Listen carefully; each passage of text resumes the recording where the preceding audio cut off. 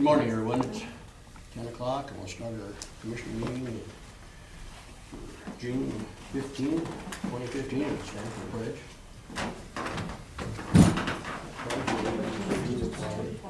Of the United States of America, and to the republic for which it stands, one nation under God, indivisible, with liberty and justice for all.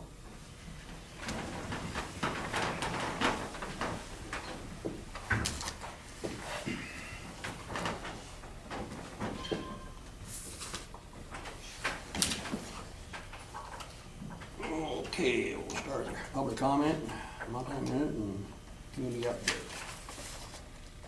Do you have any public comment? Al Christopherson from the Silos. The Silos, or the Citizens Action Group for the Silos Recreation Area, we kind of briefed you once before on what we were about and doing. Since then, we've probably been in front of about between 400 and 500 people at various banquets and events, talking about our survey for the Silos Recreation Area and what can be done down there, trying to improve that site, make it better. We've had a lot of discussions with people. We've made a lot of site visits, go down and we go down and visit with people in the campground, at the trailers, they're parked down there. We visit with people at the boat ramps, day use areas, and so we're recording all those days that we do that, the kind of comments we get. We now have our survey boxes. It's a box with a map and it says we need your ideas on it with some survey cards. Those are now located, one at the Silos KOA store, Sharon has, one's at Broadwater Ford, and one's at Townsend Marine. So we have those out. So we'll start getting those comments. The survey is also up on the townsendmontana.com website. So there's a Survey Monkey on there for the Silos Recreation Area. So anybody gets on that site can do that. If they don't have time to fill out a card where they're at, they can get on there. We also have an email address that's on the poster. It's on the survey cards. They can send an email to us, and there's a phone number there they can call. So we're trying to really keep it as broad as we can. We just got our hands on all the organization names and addresses for Broadwater County. So we'll be starting to contact all those folks and set up meetings where we can go give a spiel to them and get their feedback, let them know we're around. Our tentative plan right now is we're going to continue this over the summer. We have met with one engineering firm. We've got a couple more to meet with.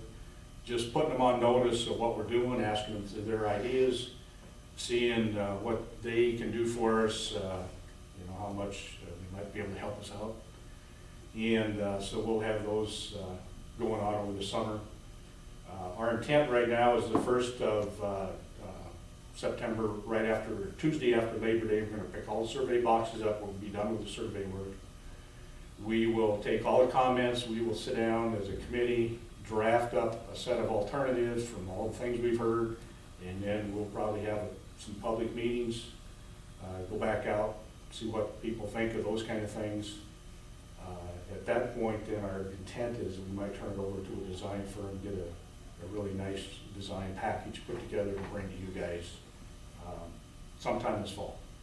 So we're not exactly sure what that design timeline will be, but hopefully this fall. Our intent is that we're done with it. It's in your hands by at least the end of the year. So that's kind of where we're at, what we've been doing. Any questions? Sounds like Y'all know me, my phone number. If you look on those survey forms, it's all there. You can get a hold of us anytime you post. So with that, thank you. I think okay. Well, thank you. Sounds like you've been busy. I'm okay.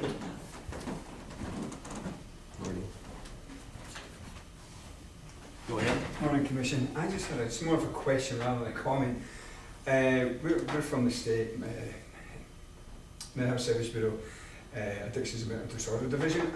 We were supposed to be on the agenda this morning to talk about the county matching money, and I wasn't able to see it on any agenda during the week last week, so I just want to make sure we are on the agenda to speak today.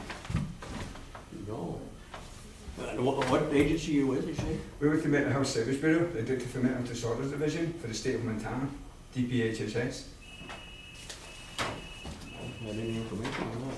Well, because Actually, Mary Ellen Schneer had organised it, and there was a couple of dates looked at. Oh, We okay. couldn't make one of them, and we rearranged it for this date. So that's why I was just wanting to double check, and I'm glad that I did double check. If I can, Mr. Chairman, Mary Ellen did send an email, and we had the meeting for last Wednesday. So it's certainly something that if you guys want, since you're here, and it's okay with the chairman, that we could hear during public comment, and then we can go ahead and make a decision at our next meeting, if you guys do have an ask, and if you're sharing information, that's certainly something that can be done during public comment.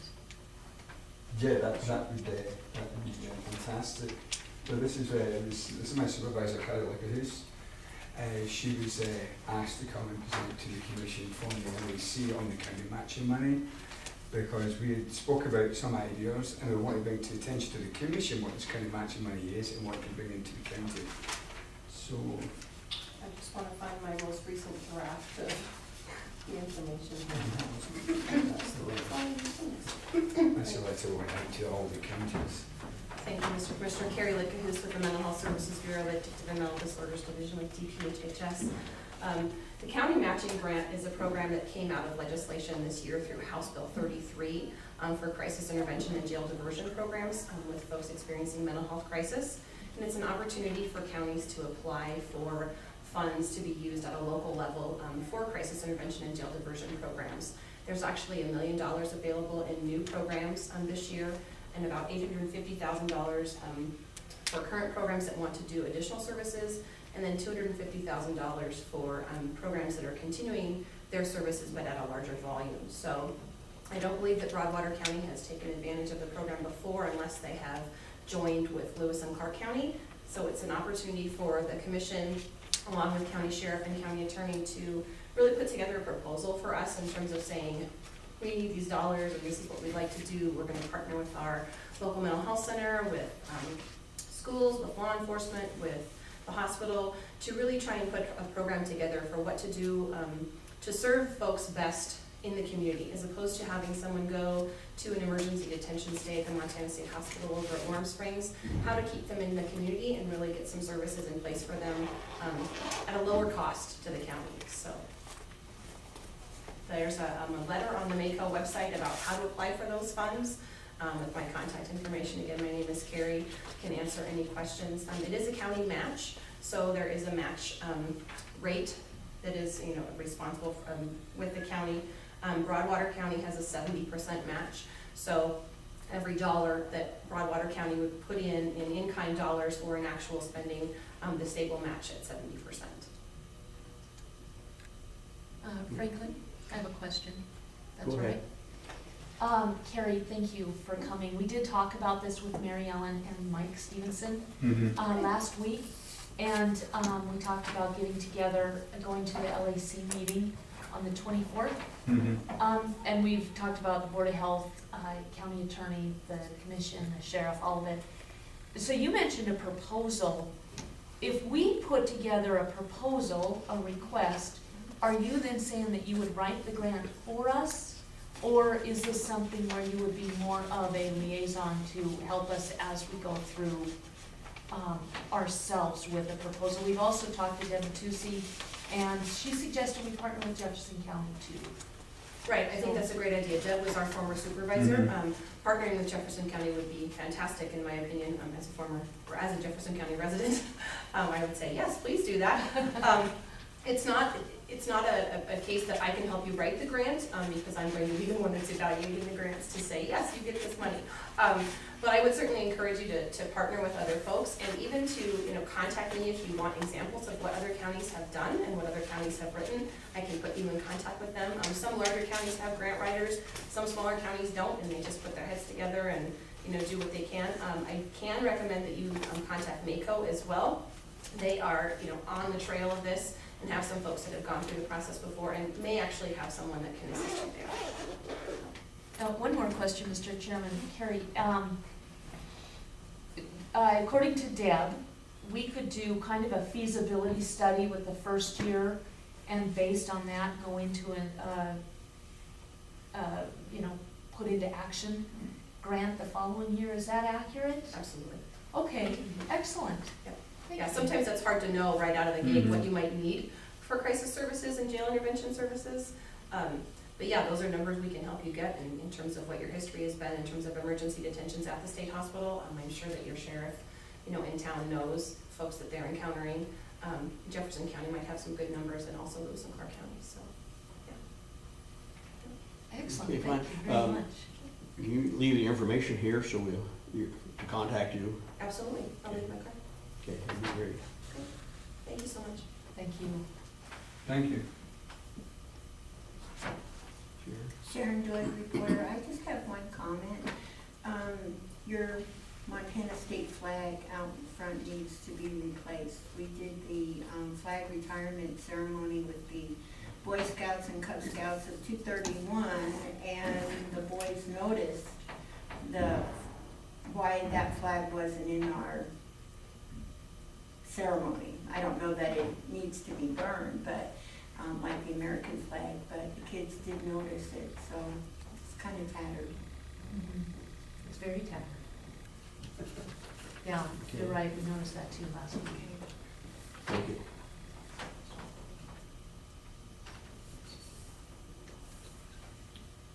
Any other comments? Okay. On to the Montana Minute and updates. Do you have any? Yeah, Montana Minute. Rodeo is one of those sports that's kind of a heritage sport for Montana. And my niece in junior high will be going to nationals in rodeo.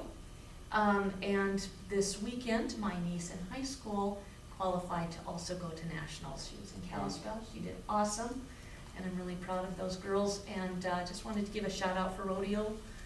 Overall, it's a tremendous family sport, and again, celebrates our heritage. That's it. Okay.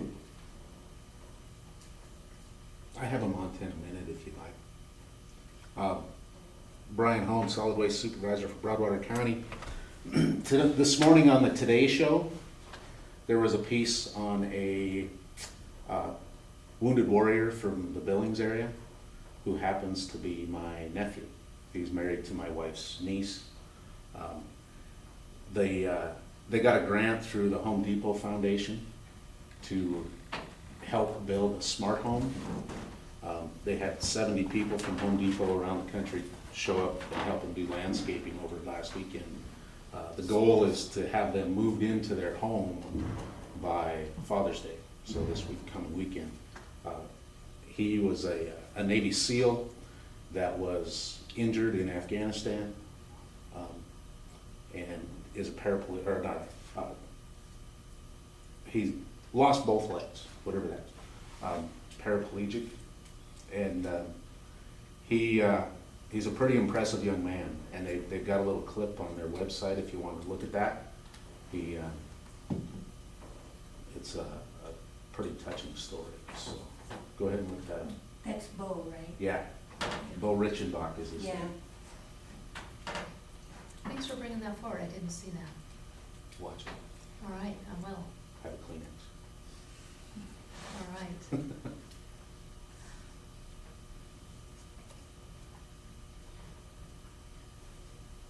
Yeah, and the Legion had a kind of a picnic for, was it more than the Xer boy? And for Andrew and his wife and daughter, we had paired up with Laura and did a little welcome home picnic at the park, and it was nice to meet them. And Yeah, I was gonna come for that, but get derailed. But that was good, yeah. yeah. I talked to his grandfather. Mhm.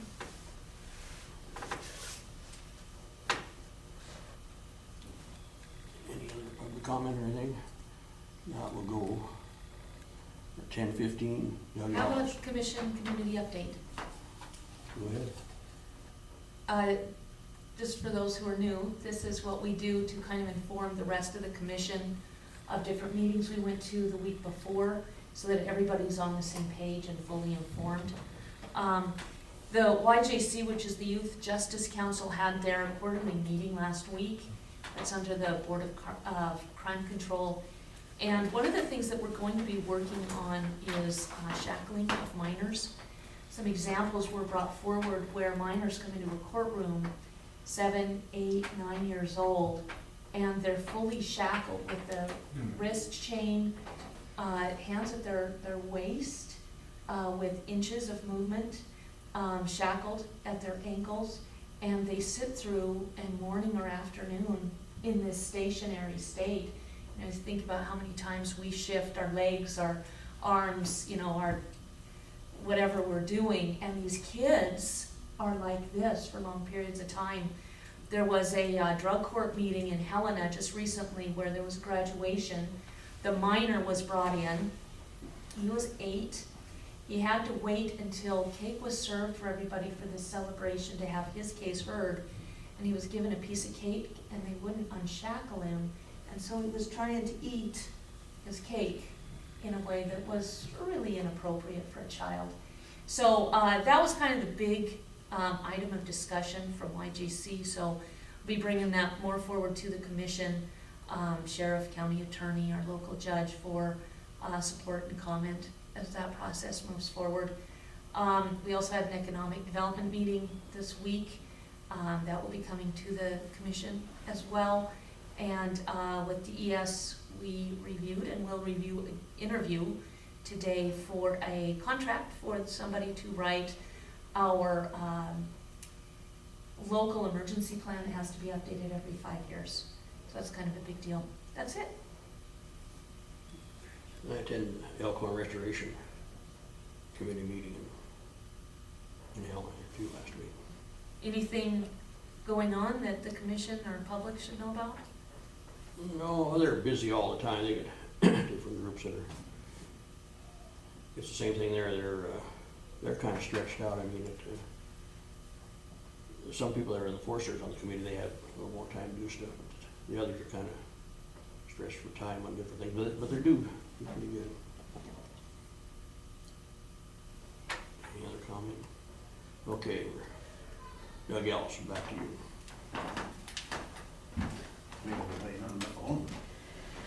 If she's needed. If she's needed, Yeah, if okay. you would like her to hear you directly, you can call.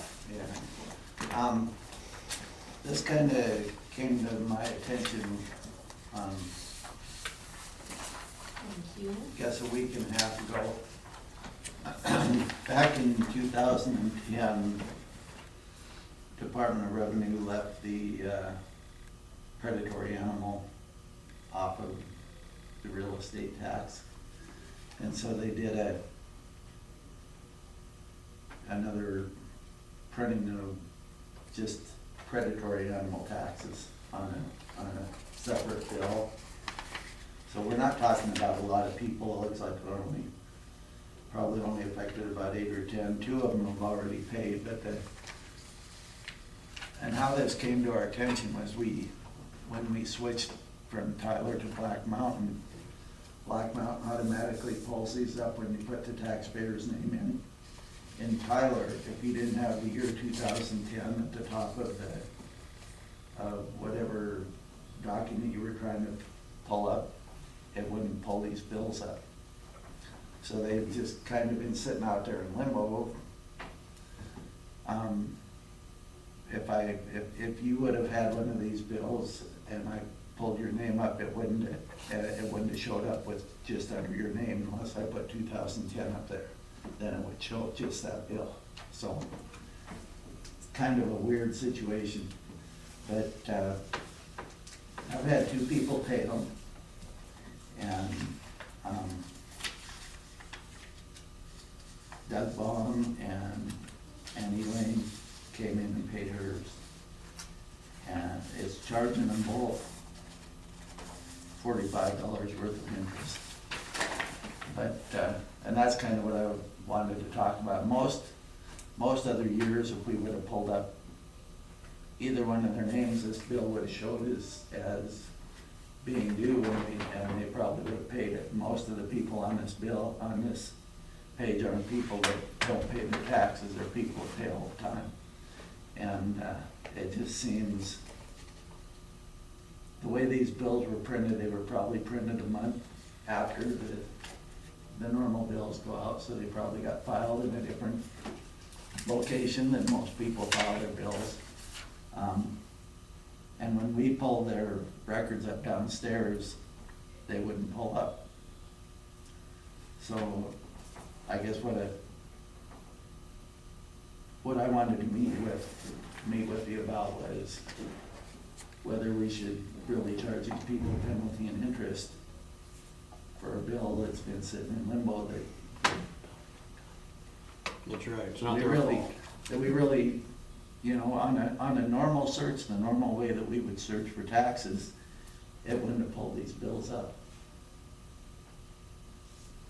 And so now that they're being pulled up, we're having people come in and pay them. And it just doesn't seem right to me to charge them 5 years' worth of interest on a bill that our system wouldn't pull up in the normal way that we look. Now, in the future, will it pull up okay?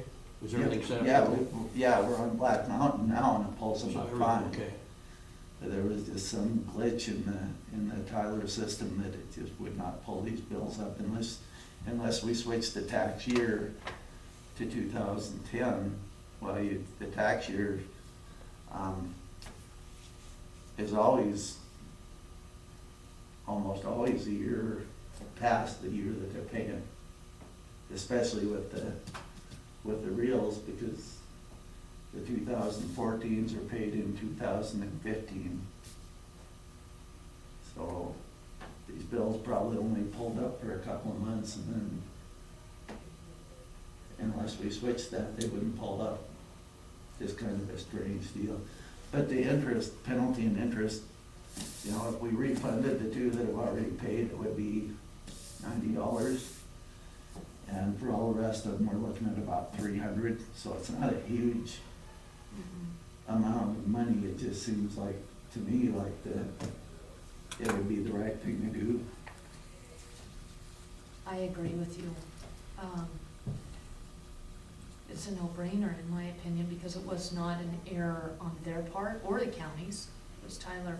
I will move that we waive the penalty and interest for the predatory animal tax from year 2010 for those who have not paid that tax yet, and refund the penalty and interest for Gravely's and bombs.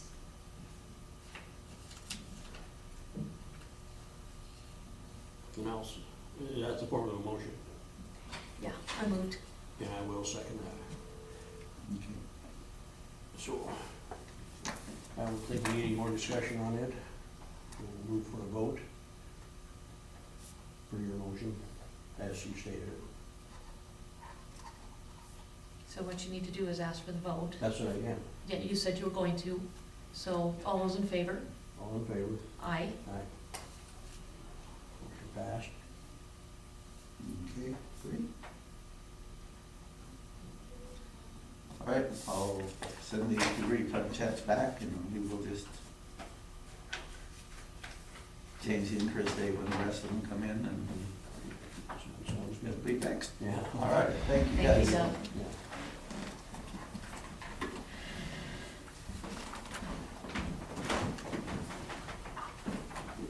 Thank you.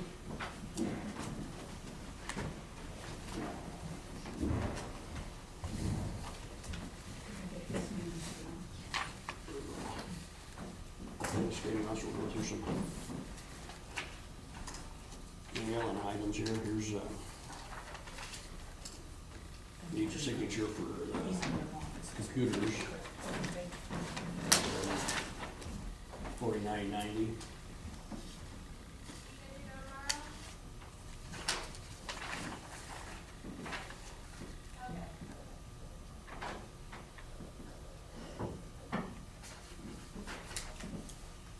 I'll just put it at the bottom of the stack. That'll be fine. And there's one for water, sewer, and garbage, the ambulance building for me. And it's in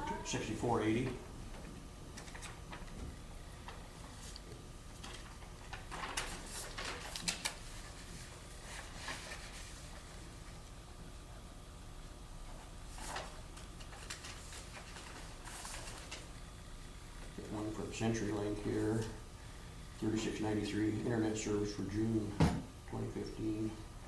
It's 266-3796, which one that is.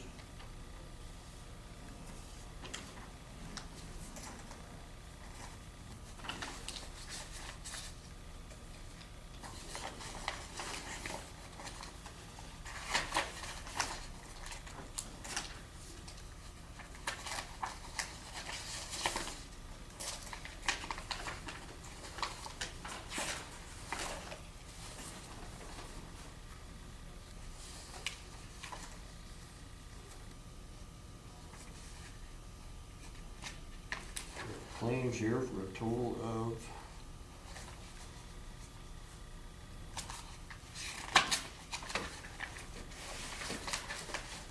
$46,583.65. Move to pay the approved claims and set amount. And I'll second that.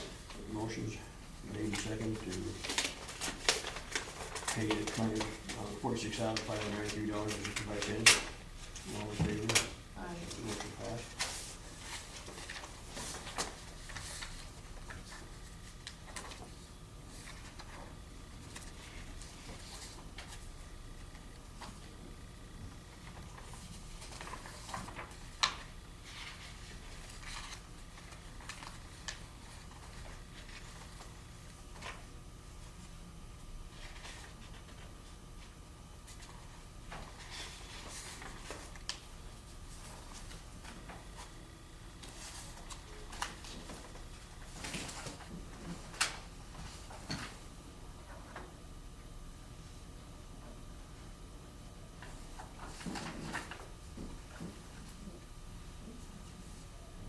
We've got payroll in the amount of $168,910.85. Move to approve payroll and set amount. And I'll second that. Moved and seconded that we pay payroll in the amount of $168,910.85. All in favor? Aye. Motion passed.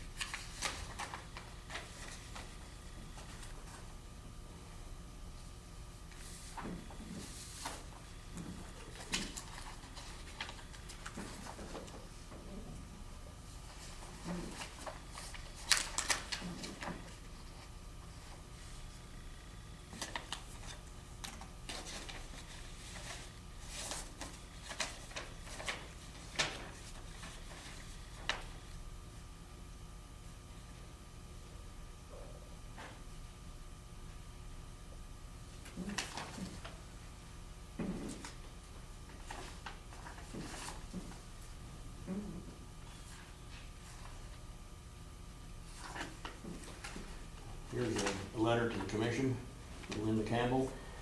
I have decided that my retirement date will be October 8th, 2015. This should give you ample time to fill my position. I have enjoyed working with the county in the capacity of Broward County Health Nurse. Thank you, Linda Campbell. So she's moved it up from the first year to October.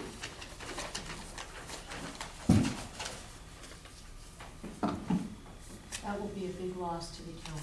She has been tremendous for our citizens.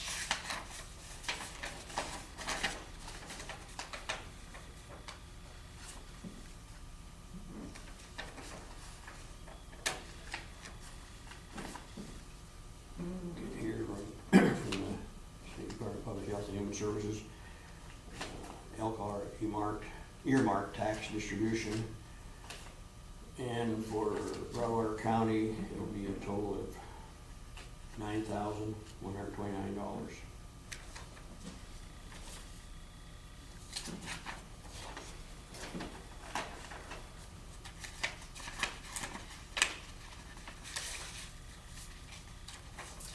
It's quite a ways up. I think it was 2,000 or 3,000 last year, wasn't it?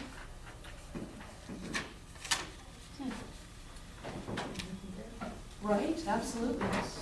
That's good.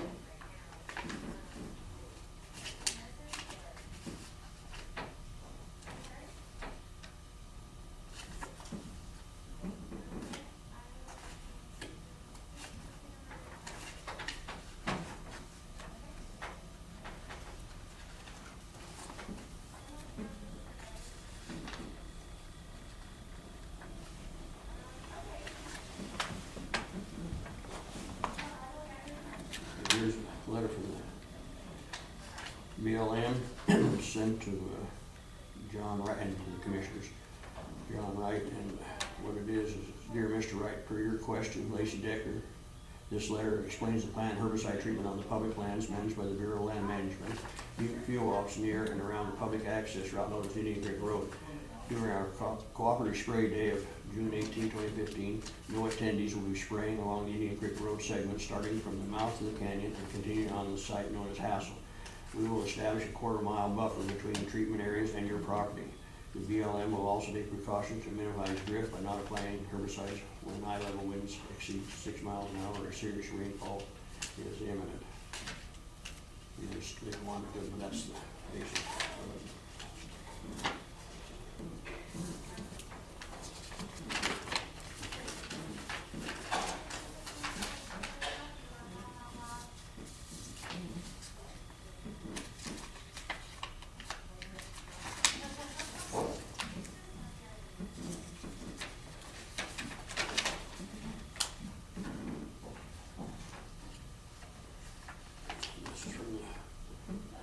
Department of Transportation, state fuel tax allocations to the counties. And it looks like Roller County will get a total of $60,559.84.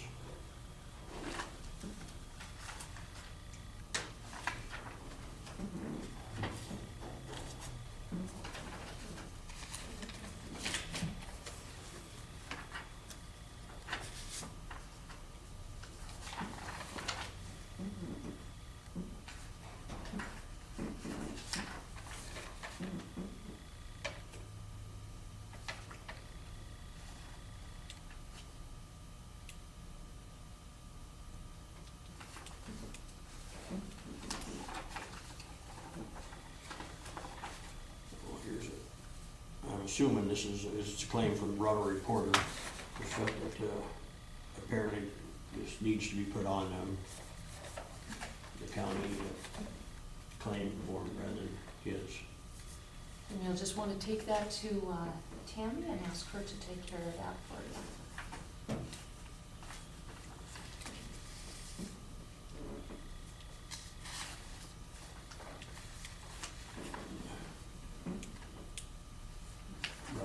Museum, Roller County Commissioners, Linda Booth. At the recent meeting, the Museum Board of Directors voted to approve as new members of the board the following people: Carla Bossi, Cord, Gormley, Ross Johnson. Thank you for your assistance in this process. And we already approved them too, so that is all taken care of.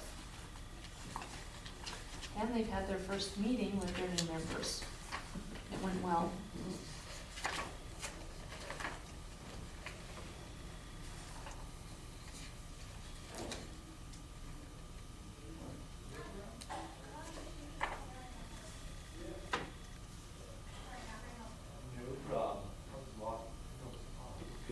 Signature on this, return to the health department's Rutland County Unified Government Master Contract that covers the period of July 1st, 2012 through June 30th, 2019. Would you share what that's for, Franklin? For the public? This task order is entered between Montana Department of Public Health and Human Services, whose address, okay, we'll go on.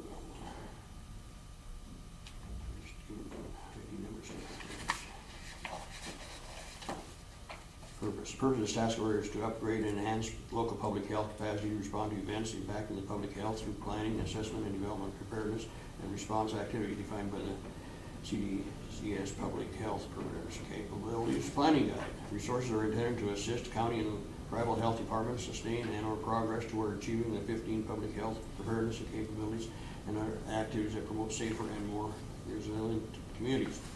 The 15 public health capabilities are public health, surveillance, and epidemiological investigation, community preparedness, public health laboratory testing, medical countermeasure dispensing, medical material management, distribution, responder safety and health, emergency operations, coordination, emergency public information warnings, information sharing, non-pharmaceutical intervention, medical surge, volunteer management, community recovery, Fertility management and mass care.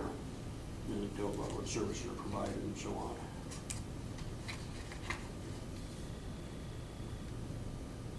It's 20 pages or so. Yeah. It's a continuation of a grant that is a 10-year grant starting in 2012, if I'm not mistaken. It's for emergency preparedness, is probably all you really needed to share. I move that we sign the continuation of that grant. Okay, move and second we sign this. No, it hasn't. You need to Oh, just. second. That we sign this contract. Continues on with the state public health emergency preparedness. All in favor? Aye. Motion passed.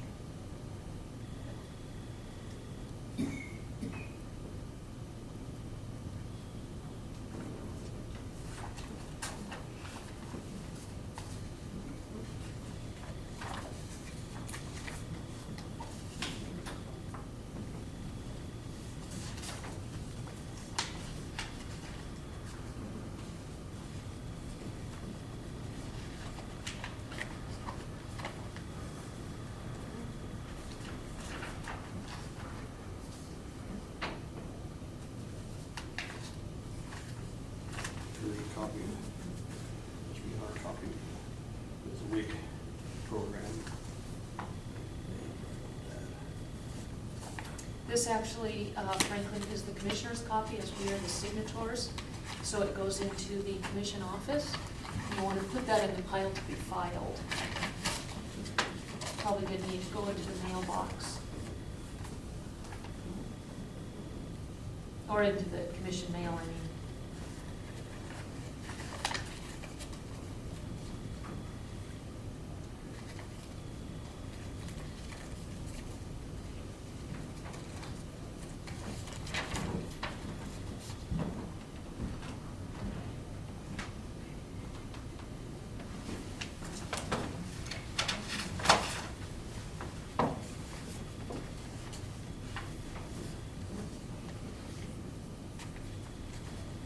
This is,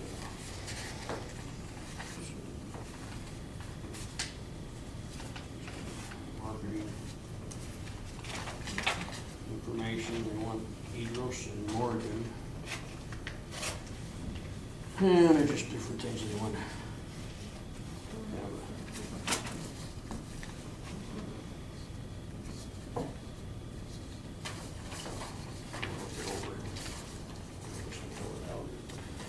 Would you share what that is for the public? It's just kind of a research grant, or not a grant, they just want information, just like you get in the mail all the time from different places. I don't know what all the questions are.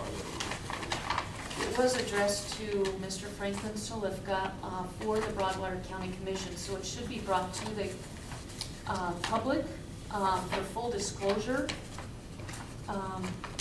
So it wasn't opened or reviewed by anybody prior to the meeting. This is a group that is interested in public policy discussions. It is a survey. Are you going to, do you want to fill this out, put it on the agenda? What's your pleasure, Mr. Chairman? We can go through it and do it at the next meeting, if you want to fill it out. Are you going to bring this forward, or do you want, what do you want done with it? It was addressed to you. You are the chairman. I'm requesting some direction, Mr. I'll put it on the Chairman. agenda for the 22nd.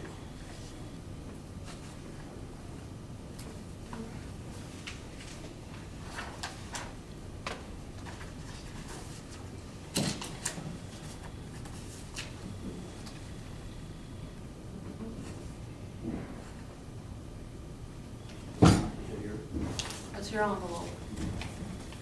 Where's the- It's right here because it's mailed for today. Oh, It'll okay. get copied and then given back to you so that you can bring it forward as is your pleasure for next week.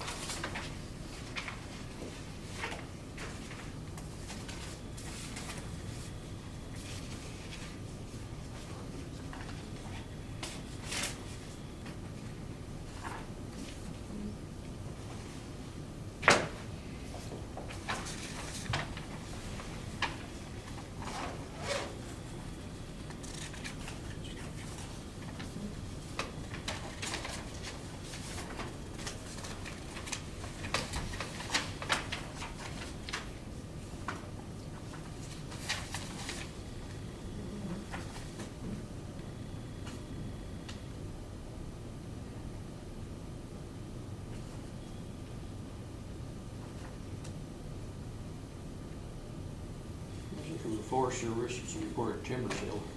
There's convertible and non-convertible products. And they got different Forest Service codes and stuff here.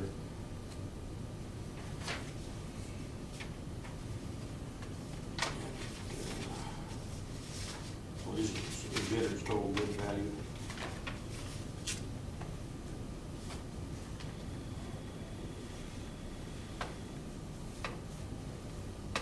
RY timber bid was $59,836,000, and Sun River was $47,393,093. I don't know if it's finalized or not. Sure, anyways, copy that. If anybody interested in looking at that. What is this for, Franklin, for the public? Bid, Forest Service sent out as a bid summary there.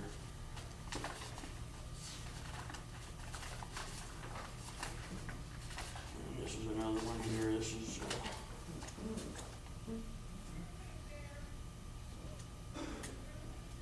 same thing, convertible, non-convertible products, they got all the different legal descriptions.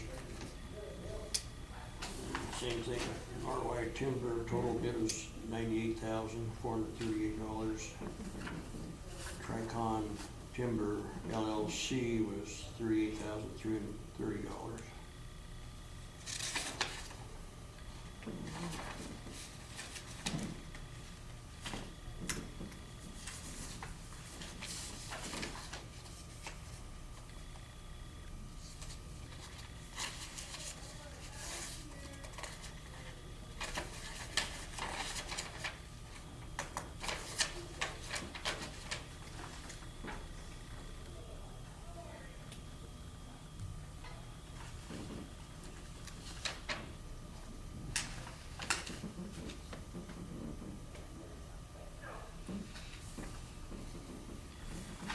This is from Montana Wilderness Association, Predator Control Fund.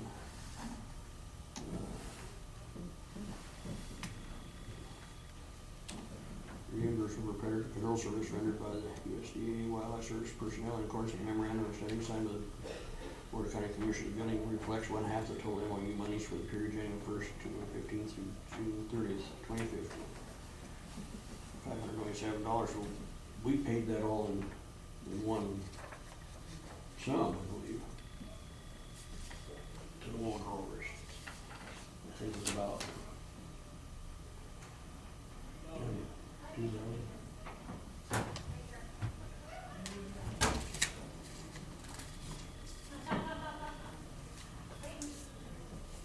I don't recall this. I do recall letters about it. I don't recall that it was paid. That would be something, actually, you should take that, be a claim.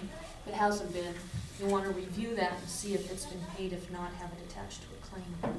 I'm sure that's in that, I think it was 3,000 on the sheep and the cattle was like, If it's been paid, it's on file in the commissioner's office, and you can look that up there too. okay. 10:45, solid waste, mark adjustment discussion.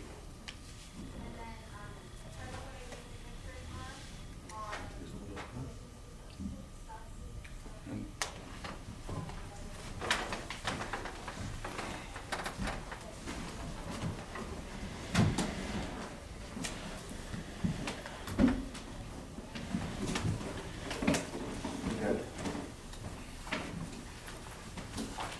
100% improvement over who was here for the board last time. But we've got all the board members that can make it here today, here. So we got Tom Austin and Chris Asplund. So, what do you want to know? We're here to answer questions. I guess it's a continuation of what you had last week. For a raise. Elaine is ill today, but if she's needed, she is available via phone. So if you guys would like her called right now or later on, we can certainly do that whenever that's good for you. Well, I would say that, the board has made their proposal. You guys have had a week to look it over, review it, so I guess we're here to answer questions. I don't have any questions. Franklin, do you? Well, the comments I've got from what was on the agenda, wouldn't know what it was. They're concerned about the wage increase. What are the concerns? You don't think it's necessary? Who's they? Taxpayers, many taxpayers that Well- call me. I serve the residents of the solid waste district. And they seem to think that the budget, if solid waste got that much money, that the fees probably should be reduced. There are other things that those fees are used for also. We're not coming in here asking for money from PILT every 6 months to buy new equipment. That's what that money's used for. It's used to fund the department. Well, I think they realize that. They should have, Well, I think that they see the surplus, and they don't think about the fact that a backhoe or a trackhoe or something has to be replaced, it's gonna cost $100,000 or $130,000. So we sit there with some money in the bank, and people say, well, you know, why are the fees such? But we are an enterprise zone, we operate like a business. We have to budget for those future purchases. So that's why that surplus is there. We did borrow money from the PILT, and we do pay it back. We did not take advantage of the fact that the county had some PILT money, and we looked at our budget and said, you know, we can pay the county back for that money that we borrowed to buy some capital equipment.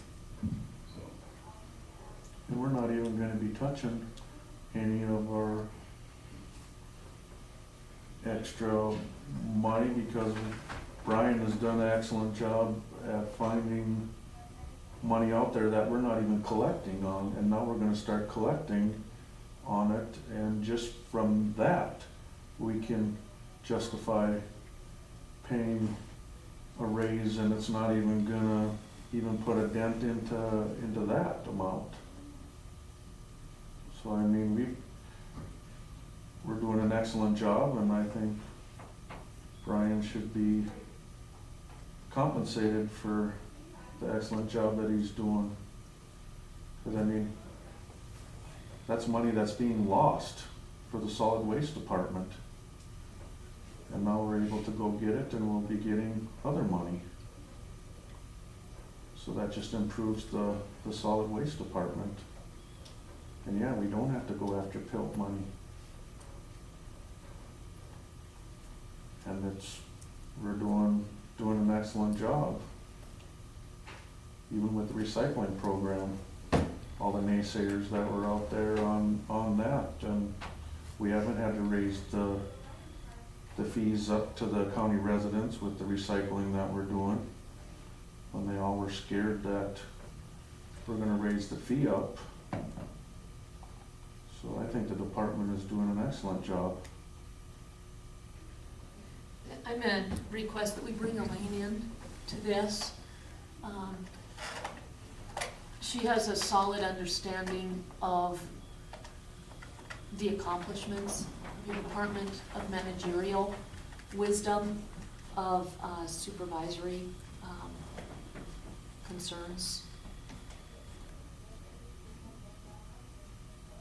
She's a good thinker.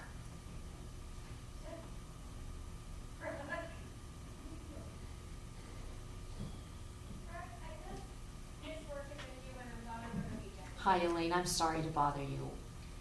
Hey, can I put you on speaker? We have Brian and 50% of his board, almost 50% of his board, and they want to talk to us about a market adjustment. Thank you very much. Elaine, we have Chris Asplund and Tom Austin along with Brian on the phone. Okay. And basically, what we have so far, just to recap for you, Franklin is concerned over the wage increase, stating that taxpayers are opposed. And Tom has addressed the department saving money for eventual needs for repairs and replacement to expensive equipment He mentioned the, was it the backhoe, which is about $100,000? Well, I'm just saying, a new one, when you look out there, look at heavy equipment, Speak up, Tom, I can't hear you very No. well. it's not inexpensive to replace. With inflation and everything, you're looking at hundreds of thousands of dollars.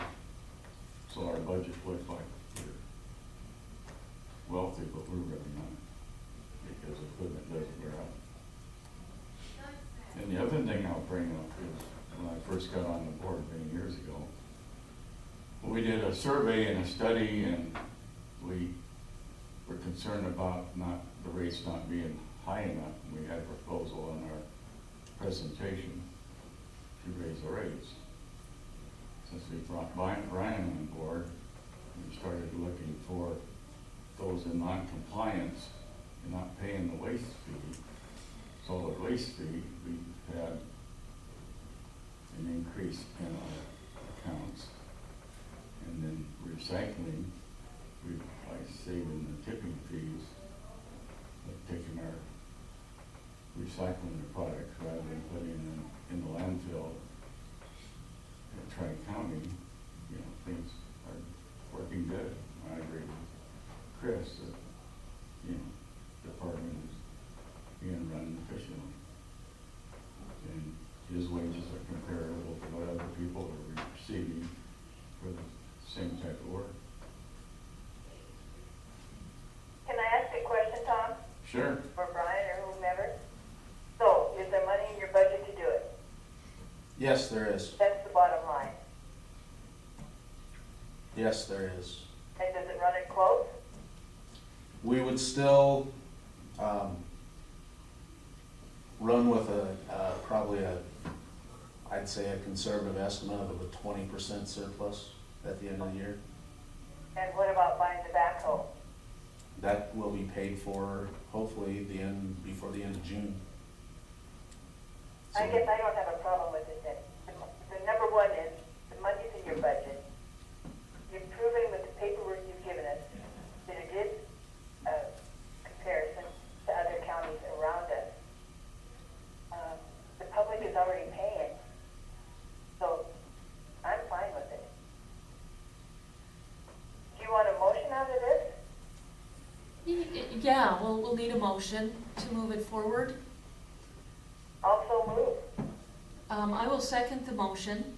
And also, in the interest of public comment, one of the things that's a challenge for us is leadership. When a member of the public comes forward and says, this is the way I see it, but we have all this research, the numbers, the data, the evidence, to say, well, I understand what you're saying, but here's the facts. That's our responsibility, even though we might be telling a friend something that they may not agree with, they may not want to hear. That's still our job as leaders, because that's our job as managers of Broadwater County. We're managing for 6,016 people, not for just our buddies. So that becomes very difficult, but it has to be done if we're going to do our jobs. Also, I think that what we cannot do, ever, is penalize a department head because you've done a good job of saving money. You guys are saving for things that you may need in the future. You're not just hoarding the money without a plan. You are smartly managing your money so that when something happens, you have the savings account to pay for it, much like the rest of us should be managing our home checking accounts. So I think two things. One is we can't penalize because you do have a surplus. And two, we should be rewarding you because that's a great example for other department heads to look to. We have some other excellent department heads that we'll have to be addressing as well, because it's important to keep our exceptional employees, and we do have quite a number of them. You're one of them. So with that, this is not compensation, additional compensation for a job well done. It is a market adjustment based on research that you guys did. Through however many weeks you did the research to find $38,000 of, untaxed or unraised fees, your raise annually will be less than $5,000. Not much for the county, but a tremendous amount for you and your family. So I second with an awful lot of knowledge, data behind me, but also emphatically, this is a good idea. Well, and I think Brian has done a great job for us, very definitely. He's a manager, and he has proven that time and time again. And if this were with the general fund, we would have to wait and see how the budget process goes. Since you're totally separate in an enterprise fund, you sink or Exactly. swim on your own. This isn't tied to anybody but your own work ethic and managerial skills. When was the last time that the fees were increased for solid waste?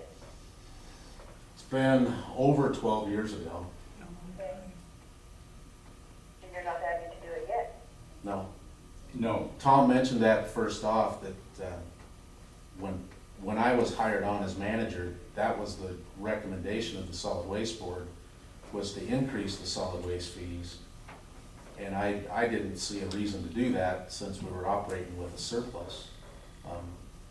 That may change down the road as we renew our contracts with landfills and that kind of thing. We may have to raise the fee, but at this point in time, I don't see it happening. Thank you. Well, this one raise, sure, it isn't that much that you talk about, but that's just a drop in the bucket, because every department head now is gonna start all over again. And it's, the last raise that solid waste got, that was a big increase to everybody else, and it was just a battle. Everyone was unhappy with that time, and it just went on and on. We got a payroll now, I just read it off, I think it was 170,000 for 2 weeks. That's, pretty soon the payroll's gonna be the biggest part of the budget. In the solid waste department, the payroll is 30% of the budget. That much I know. And that's really what I look at. We don't get any mill-based funding. So when taxpayers say that they're fed up with it, I'd say, do you pay solid waste fees? Are you a member of the solid waste district? If they're not, I really don't care what they think. Well, those are the ones I've been hearing from, they're members of the district, all right. One of the things that we certainly have to look at in this, and this is taking it out of the discussion we're at and taking it into another realm, but we had an opportunity to have volunteers in this county making a, per the Attorney General, nominal fee of up to $3 an hour to help pay for their volunteer hours, lunch out, that kind of thing. And unfortunately, an illegal action was taken to actually pay those people a full living wage, and a very good wage, oftentimes, according to our documentation, more than some of our deputies on staff. So when we have a chairman of the board who received $30,000 to $59,000 in illegal payments for that, how can you now sit here and say What are you talking about? our employees, What are you talking about? our employees shouldn't be paid a living wage? How can you do that when as a reserve deputy you took money illegally, and now you're saying our employees don't There deserve was market nothing legal, adjustments? that 25 years in there. You did, and you And- shouldn't have received any salary. That isn't so. It is. It is. It is. No, You sir. need to check the law. So do not sit there and tell me that our employees Because aren't worth a Years living ago, I went wage. to class at the community, or the law enforcement center. And the reserves, at that time, I think we was making like $8 an hour or something. And reserves like Cascade County was making 15 or 17. So we were always very, but through the years then, we did get brought up more. And you shouldn't have been. Which is exactly what the solid waste board has done. We looked at what other solid waste managers make around the area. And we have brought through the proposal, we brought my salary into range with them. Well, ours is pretty much more on to that, like that cost of living, that kind of, the raise was minimal for a long time. And then we were bringing in a lot of money on our Forest Service and BOR contracts. I bring in a lot of money by finding houses that haven't paid solid waste fees forever. I brought in $38,000 in the last year. that more than enough covers what this salary increase does. Brian, I have a question.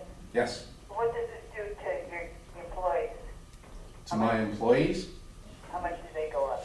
they'll go up whatever you guys decide cost of living or longevity is. Oh, okay. This, My employees are paid within a range of acceptable range of what the other counties and the people we looked at are in.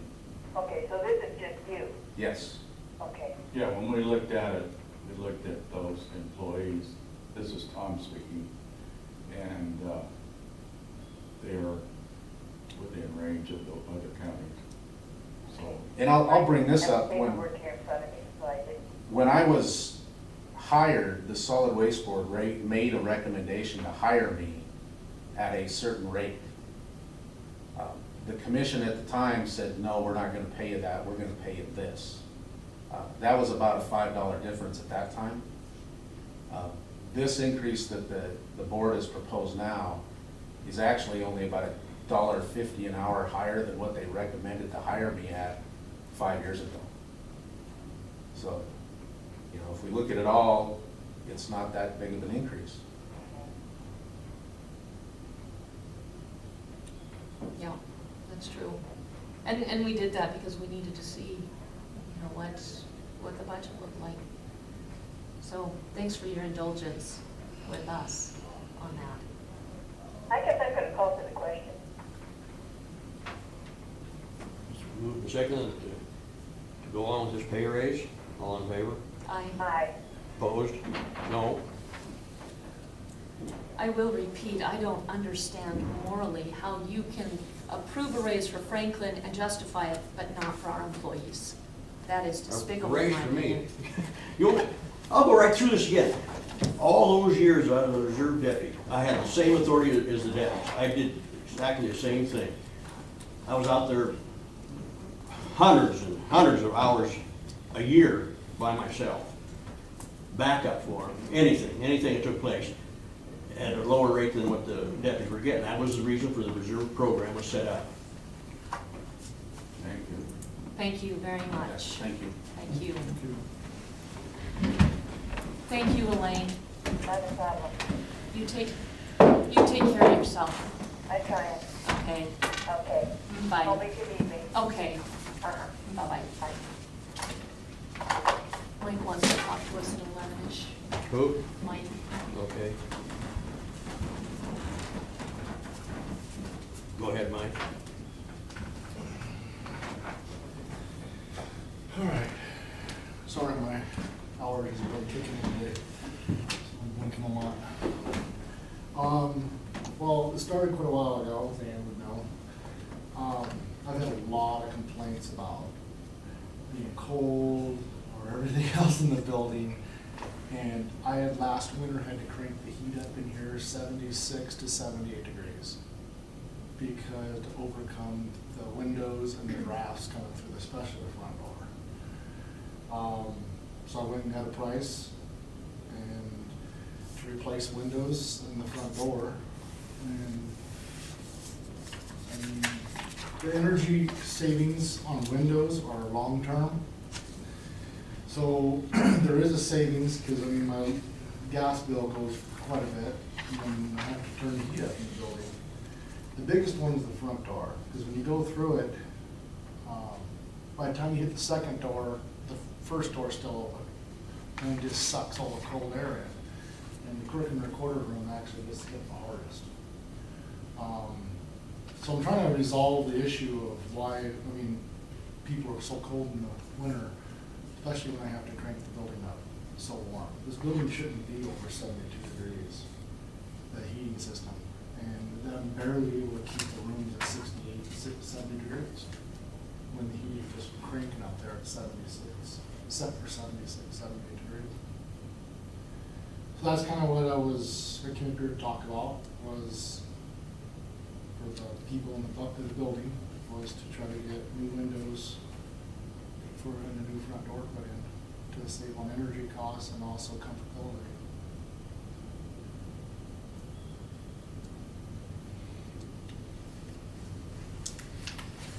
And what's the total of this here? Well, the windows come to $18,304. All the windows in the courthouse or? All the windows in the courthouse. You can't just do one floor without doing the rest of the floors. The new front door is $5,900. That's moving it out and then, and then having a better insulated door, because it's just a single pane door. I don't recommend the last one, the new courthouse, the title window. I wouldn't do that, because if we would replace the front door, I think that solves about 75% of the cold problem coming through. Because I've had to ask the clerk in the corner to close their windows, close their door, and they still get a really super cold draft. And I still have to address some of the issues down in the electrical room, because there's no insulation down there, and all the cold air just comes straight up through the floor into their room. Insulate that with rigid foam downstairs. So you go in there and it's cold. So whatever the outside temperature is in the electrical room is what it is in there. And there's times I go in there and have to work in there and it's like 20 below zero. So it's pretty cold there. So I know it's going straight up underneath Doug's desk and Melissa's desk. That's why he sets a thermometer, kept setting a thermometer under his desk. What was the temperature under his desk? 65 or something. 65 degrees, and the room was barely able to keep up with 72 because the windows and doors were open, and I had the temperature set at 75, 76 degrees in there. And you go upstairs and it's just running. I mean, you can look at the propane, the spikes in the propane. And that was another one of the spikes in the propane. I showed last month's spike. I found out a couple of windows were left open in the courthouse. Couldn't figure out why for a couple of weeks. And my heater would just crank in, and the building was just hot. And I'd come in at 7 o'clock in the morning. And what it was is, they were leaving one person was leaving the window open, and I come in the building, it was like 76 degrees. It didn't even went past my set points. What I was doing is one room was calling for heat, and you had all those BTUs blaring on one room, and then it would shut down because it'd make temperature, and then all my sensors up there would freak out, and they'd start changing automatically all the set points in the system, and start blowing heat. And I can walk in this one time. I came walking in this building, it was 78 degrees at 7 o'clock in the morning when it wasn't even supposed to be on. It's because somebody left the window open. And that's kind of the same thing that's going on here in the winter with all the cold air. You can walk up to the cold air. It's like Clerk of Courts, they called me up there twice this winter. I mean, asked me what I could do about it. And I said, besides boarding off the window, there's not much because it comes right through the center of the window. There's no way to fix it. I mean, if it was the outside rim, you can just do caulking around it and stuff like that. But with it being these windows are over 20 years old. They're not very thermally rated, and they just have a lot of cracks on them. Aren't some of them also original? I don't think any of them are, there are only a couple of them that are original. Only the ones in the vaults are original. Like their vault, they have to go in there with space heaters, and because that window is a single pane window, and plus the vault down below, which we're gonna address, putting maybe a door up to seal off that lower air from coming up. So you go over that window, and you just feel the outside air come blowing in. They put coats in there and space heaters when they're working in there. So and that's where they do all their money counting. Well, there shouldn't be any window in the vault anyway, is there? There is, Franklin, there's a window in each vault, yeah, there is a vault in every vault, there is. I mean, that's, and that treasurer's vault room was cold this winter. Yeah. there shouldn't be, should there? Because that's why the vaults are there, is for the fire protection and all that, and with a window. There's bars on them. Well, But they were built, that's how the building was built, so. Yeah, they're well, I know, but I mean, shouldn't they just be sealed all over? Then you lose your daylight. I guess you could seal those windows over, just completely seal them over. I mean, that's not a huge issue there. It's just all the rest of the windows too. We need to figure out what we want to do here, whether we want to just leave it status quo and not, I mean, I don't want any more complaints. Right, But I that's mean, not fair. those windows in the vault, that's defeating the purpose of the vault. It's fireproof, everything's to be protected there. And with the Frankly, they've window, been there since nineteen I know, thirty-five. I know they have, but I mean, that's defeating the purpose of it. That's why I think they should be just sealed over. Or that's We mine. talk- I mean, When we discuss if we're gonna do the Yeah, windows, we can yeah. discuss that too. yeah. That's fine. I would like to have a separate discussion on that if that's the direction we're gonna go. I think there's a lot of issues that we need I to just talk want, about on that. I just wanted to bring it to you guys because I get a lot of complaints in the building. And then also my heating costs go through the roof. And so I just trying to bring it to you guys and get it addressed. I would like to actually add this to the agenda. I think that, based on the spike you showed, Yeah. I couldn't. this believe is an the spike. area where we could have some savings down the road. Granted, it might be 10, 15 years from now, but propane costs are going up. If we've got windows that are blowing like that, we've got some issues that need to I be mean, addressed. our temperature dropped, April and May, nobody opened the windows hardly at all in April, because it was a little bit still cool. My ice was 300 therms higher in May over April, because somebody in May kept opening the window, because it was starting to get nice out, and they'd forget to close We're it. gonna have that problem no matter what. Well, I've already talked to them, so they're closing their window, they gotta start remembering to close the windows. Yeah. And, But I mean, even the new windows, they're gonna have the same problem. yeah, they still need to remember to close the windows. They're just showing what happens in the wintertime. It's an example of what happens in the wintertime with the heating system. I think we can cut our wintertime heating system probably by 400 or 500 therms a month. And we can maybe extend the life of our heating system if it's not having to work so hard to compensate for windows. That's true. And that would, someday is gonna be a huge cost. Well, you also get the middle of summer too with AC. Because you'll Another- still get, yeah. because then all the cold air trying to blow out through the cracks of the windows too. Mhm. Just do anything to helps with equipment and also heating costs. Yeah, But I mean, everybody was complaining, so I decided to try to look at this and try to get some issues resolved. So that's why I brought it to you guys. yeah. I'm just thinking if this needs to be necessarily on the agenda because it's covered by building maintenance and the CIP, we really could just give you the go-ahead to go ahead and do your job. That would be more of a managerial issue. It's also under county maintenance already on the agenda, so if you want, this is extra, but I'm gonna do it anyway, just so that you have coverage down the road. But I will move that we support your plans for replacing the windows. Of course, this isn't the new windows at the addition. And fix the front door issue. That really does need to be addressed and is a huge cost sink for us. And, you know, we could do that, seal in the windows too. And that's why I say, maybe see if you can get another proposal. I think it's good to look No. into. I agree, getting a couple more Yeah. proposals. I just wanted to get one looked into it so that I had some numbers for it, because it's not gonna change too much. I mean, it could be a little bit lower, it could be a little bit higher. Yeah. It's not gonna change a lot, but you're right, the three windows in the vaults could be sealed off. I mean, it's really not necessary. They do bring in a little bit of daylight for them, but not a lot. Yeah. And we could put more lighting in there for them so they have better lights. Yeah, we could do And that. in case of a fire disaster, there's stuff that would be ruined because of those windows. I mean, there'd probably a fire hose going through, I mean, Yeah. and then everything get wet. I mean, that's the reason for the vault is to protect stuff, you know, so. Anyway, that's just another thing to check out. Okay. I would like a second and a vote on the motion, just so that Mike has clear direction on how to move forward. To gather more information and check this out. I'll get a few more bids on it. I will second that. Okay, move and second, then we might go ahead and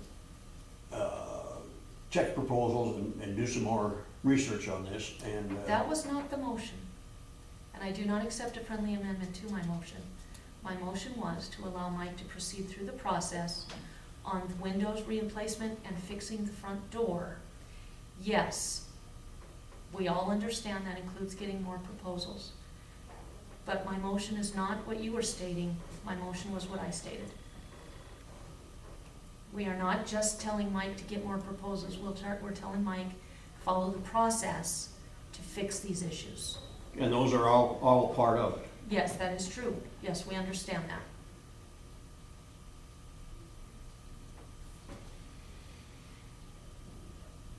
Are you gonna call for the question? Might have some more discussion yet. Okay. I think what I mentioned was, all you're trying to do is follow things and get things, okay, I don't understand. Sometimes we want to just make a big show of everything. I guess, like it was, Mike, like we just talked about, and I mentioned, get that information stuff. That's all part of the motion, really. And So, under that effect, I'll go ahead and second it, that you take care of this information and the research on it. We move in second on this, Mike doing this research on this proposal. I might not be the exact words. All in favor? Aye. Motion passed. And then the only other thing too is we need to look, and I don't mind if you guys have time this afternoon to walk around and look at some of the concrete walks. You look at some of them have settled really badly, and some of them need to be replaced, especially like out here, look, if you go out here by the curb, the sidewalks, I'm not gonna say why, but anyways, they went down, they're about that far below the edge of the curb now. Because the one out front went back down since the warm weather. That used to raise up in the winter and then it would settle Which off. one's that? Out by coming off the street side walk this way. Yeah, that one always goes up and down a little bit. That's because they didn't put no sub base underneath any of our concrete. That's the whole problem with any of the concrete around here. Everybody poured their concrete right on our clay. They didn't put anything underneath it. And when you get wintertime and summertime, you get the expansion of soils, and then you get water trapped through there. Mhm. And, I mean, I got over here on this side over here, I got a pretty good issue. Then out front, I have a couple of things out here too, like where the ants kind of got underneath the sidewalk one year before I came here, and then I finally got them all killed out of there after I came here.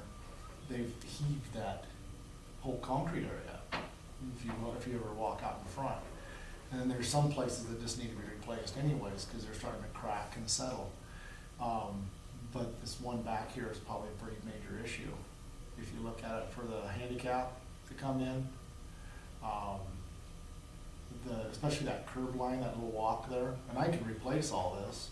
I just want you guys to look at it and make sure that I'm okay to do that with the PILT, maintenance budget this summer, because we only got a short window. If we wait too long, then some of these things in the windows close. Mhm. And who knows, with our early summer, we might have an early winter. Hopefully not. Might be September, might be it.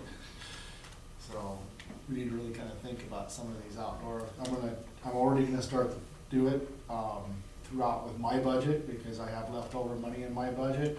And I'm gonna start cleaning up the bottom half of the courthouse outside. Eric's gonna start pressure washing that, and we're gonna get that all repainted around and around the doors, just to get that cleaned up, because it's time. It's all faded. And That's the concrete. yeah, the concrete part, and then the steel doors need to be cleaned up. And the concrete, I got a few spots where the stucco has come loose. I need to chip that away, grind it and chip it away, and then fix it, patch it, and then repaint the whole outside bottom part. So, we were gonna start that here in the next week. I'm just trying to take care of some of the outdoor stuff while it's time to do the outdoor stuff. Mm-hmm. You're right. So, but I would like you, if you guys wanna walk through the concrete a little bit, look at the concrete and see what you think, and so we could try to do that maybe sometime in July. Okay. Do you want to have a discussion on that next week too? We can, if you like. I'd be game.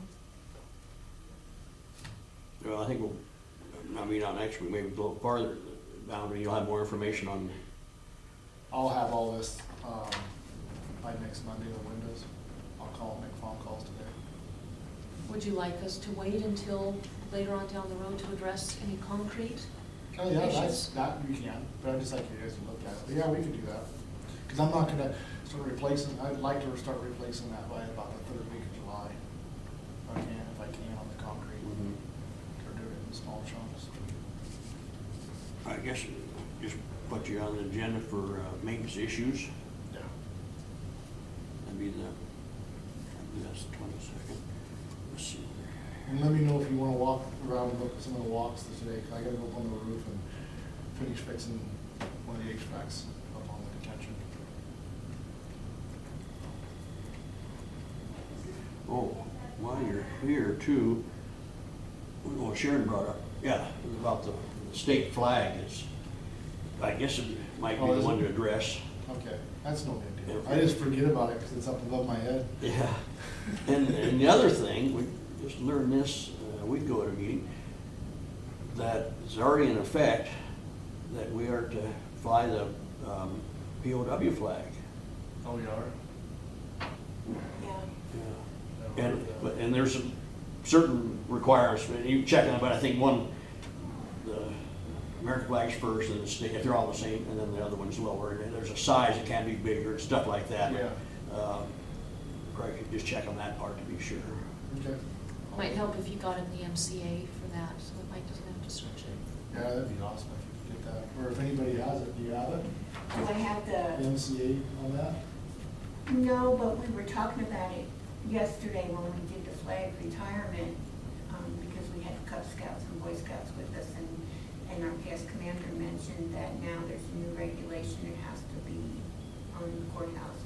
Oh, okay. Yeah, I've never gotten an email or fax from the government. Hardly anybody do anything about it, it went into effect at the signing of that bill.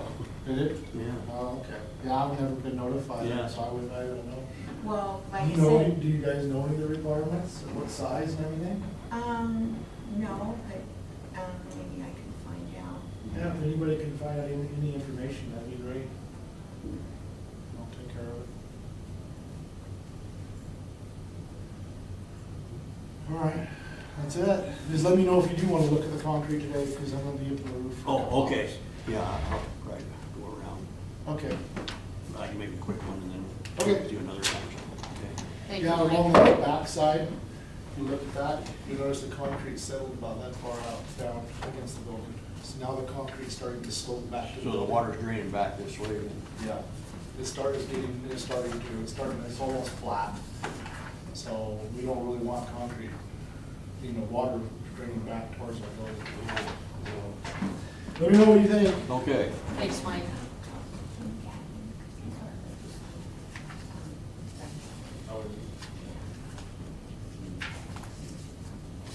Okay, that'd be awesome. We can get-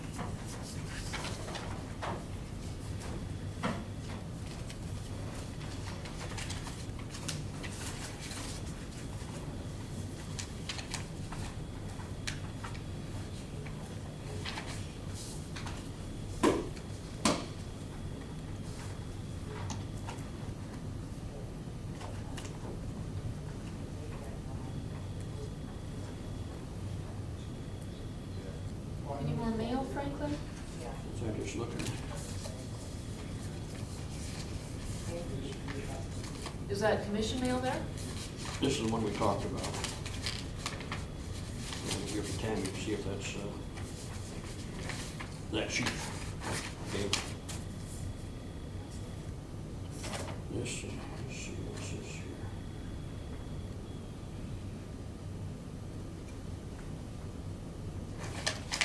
Just a, says here, these are a summary of what it costs to do our audit and so on. These are all necessary tasks. It says. There's just a figure on it. I don't know if we have to sign that. There's And a will deal we on it sign to sign. the list of prices for our audit documentations for Denny and Downey? I have no problem, but do we usually ask for other prices? No, Denny and Downey sends us contracts and they list what their prices are. What that is should you require these additional services, these are the prices we charge. So they're still under contract with us. Mhm. if you would like to hold a public meeting next year and have bids for other auditors, we're certainly willing to do that, or I certainly just threw that willing to question do out that. there. Yep, that's up to you. Mr. Chairman, you probably should have a vote on the motion before you sign.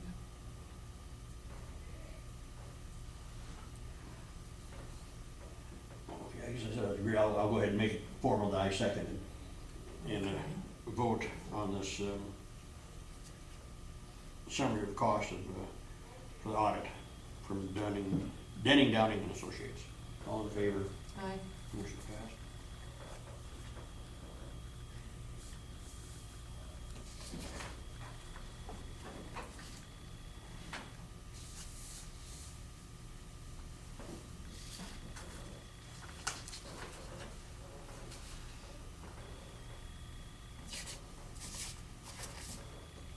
Let's see, price all this. This is payment to the state. I'll go down into journal entries. Okay.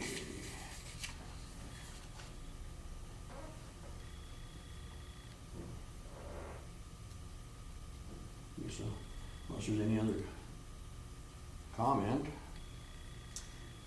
We do have some other business. Elaine asked me to bring up that she will not be available for Wednesday's working meeting, and I have been asked by the commission to represent the county in the contract negotiations, so obviously I won't be there either. So it would be a meeting without a quorum unless it's canceled. Okay. And she is ill and didn't think that she would be up to coming on Wednesday.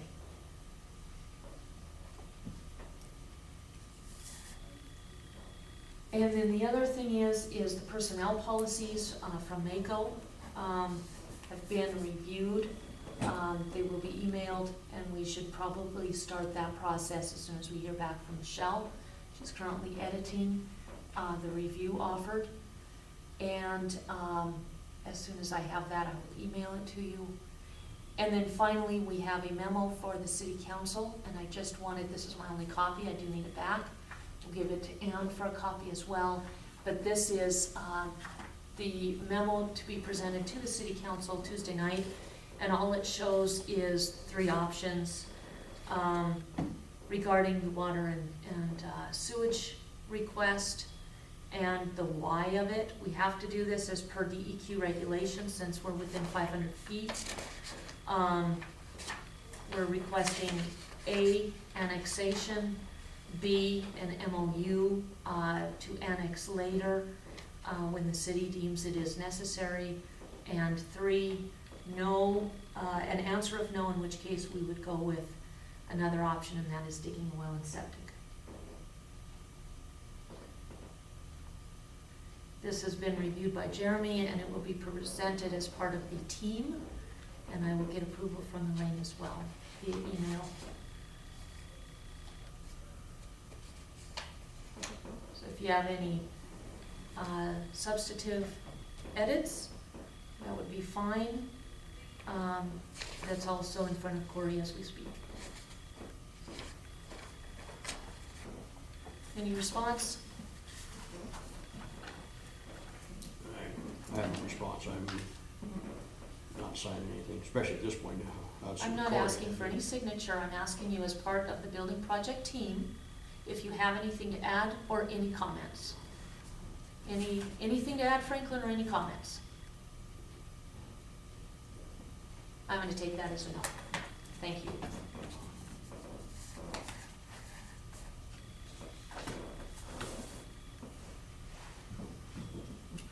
We'll be adjourned. Chairman Slivka, there are 2 sets of minutes to be addressed. Thank you, Ann. Move to approve minutes as submitted. Separate minutes, or you make a motion to accept the 10th and the 8th? Mm-hmm. Okay, motion's been made to accept the minutes, the 8th and the 10th.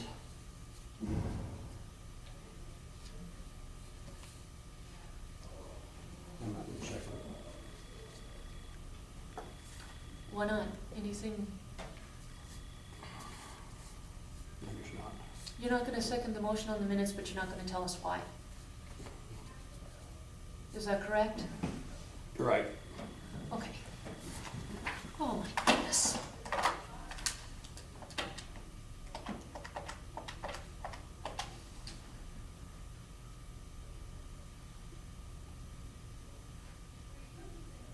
And for the record, of course, these were sent to each of us earlier last week via email. I'm sorry to bother you again, Elaine. I'm gonna put you on speaker real quick. Elaine, it's just Franklin and I, and we have the minutes submitted by Ann for June 8 and 10. Franklin will not second the motion to approve, nor will he give any reason why he is not seconding the minutes. What is the problem? I don't understand what's on this minute. Franklin, do you have an answer for Elaine? No. Did you hear his answer, Elaine? Yeah, I second it, let's go with it. Thank you very much. I call for the question. It's moved to second to accept the minutes of the 8th and June 10th. 10th, okay. I couldn't hear you. Motion been made and seconded to accept the minutes of the 10th and the 8th. All in favor? Aye. Aye. Opposed? No. Thank you, Elaine. You go take care of yourself. And Wednesday's We're meeting is canceled, so, Okay, all right, thank you. thank you. You bet. Bye. I will go ahead and sign since Elaine is out ill, unless you want to sign Franklin as chairman. I'll take the grunt as a no.